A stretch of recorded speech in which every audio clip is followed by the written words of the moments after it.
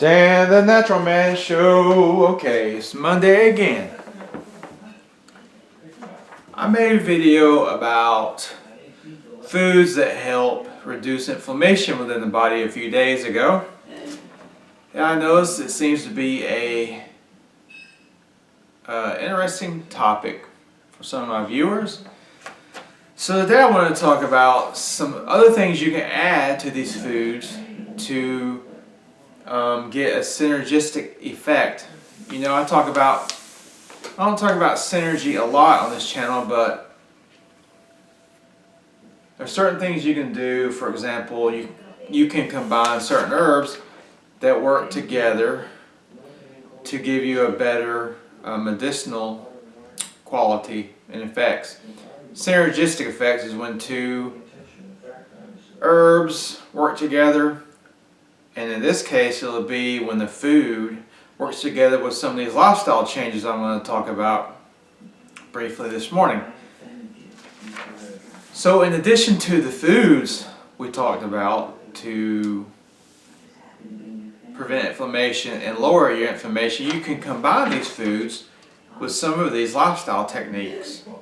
The first technique is moderate exercise, moderate cardiovascular exercise, and moderate weight training.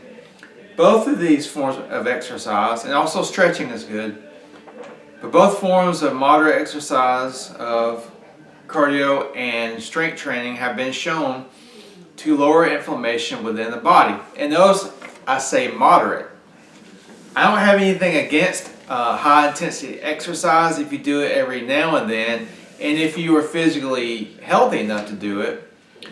But if you exercise really, really hard, this can actually contribute to inflammation. But if you go moderate, it can actually reduce your inflammation. What are we talking about when we say moderate? Well, we're talking about brisk walking, light jogging, cycling, swimming, things like that, where you're not killing yourself, but you're going at a good pace and you can still talk. You're breathing kind of heavy, you're sweating, but you can still carry on a conversation. That's moderate. And moderate weight training, most of your weight training is moderate, but you're working at around 70% of your 1 rep max, doing sets of 5 to 10 or so. So moderate. Really, when weight training gets to become vigorous is when you're doing like really heavy attempts, like 1 rep maxes, things of that nature. But even if you just do one heavy 1 rep max, that's kind of hard. But if you just do one that day, it's not really going to be considered vigorous.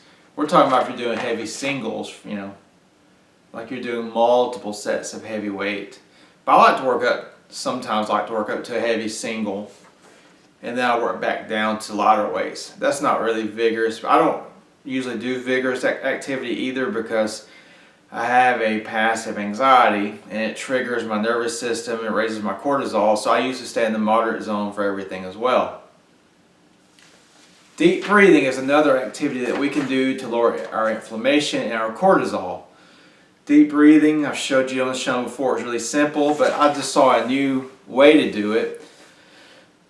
When you're inhaling, you want to take in as deep as you can, and then you want to take one more little breath in. This is what I learned. So you go.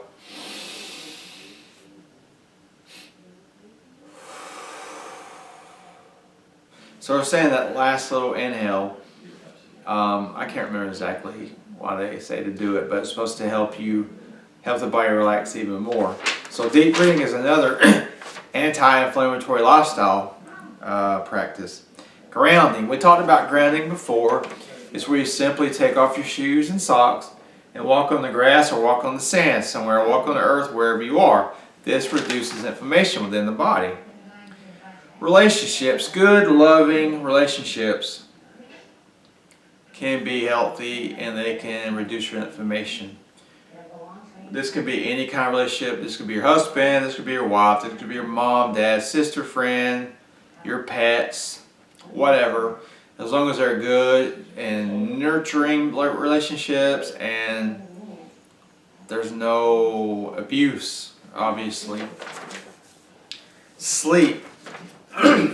Everybody needs to try to sleep at least 7 to 8 hours per night. If you cannot sleep well, if you don't sleep enough, if you sleep sporadically, this can increase your inflammation. But if you get on a regular sleep routine where you're sleeping at least 7 to 8 hours per night, this can lower your inflammation. Avoid junk foods. We're talking about especially cooking oils. Cooking oils increase your inflammation. We're talking about junk food like a bunch of candy with a bunch of high fructose corn syrup and artificial colors and rancid oils like hydrogenated oils and palm oils. All this junky stuff. This increases your inflammation. So if you stay away from them, your inflammation will go down. Meditation and prayer, this is similar to the deep breathing, but there are studies showing that prayer and meditation will lower your inflammation and your cortisol levels. And if you don't know how to meditate, there are plenty of videos online showing you how to do it. It's a simple process, and once you learn it and start to practice it regularly, you will be glad that you did, is all I can say. Glad that you did. In prayer, if you believe in God, prayer has been shown to be healing and anti-inflammatory, and all these things lower your cortisol and your blood pressure. And the last one we're going to talk about today is hugging. Hugging somebody that you love or that you care about can actually lower inflammation within the body. So hugging can be anti-inflammatory. And I'm sure the same goes if you want to hug your pet dog or goat or whatever.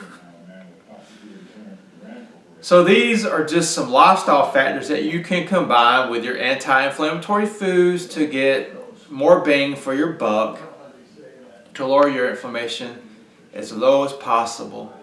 So if you found this video helpful, like it and share it. Please subscribe to my channel. Check out my page, danthenaturalman.com.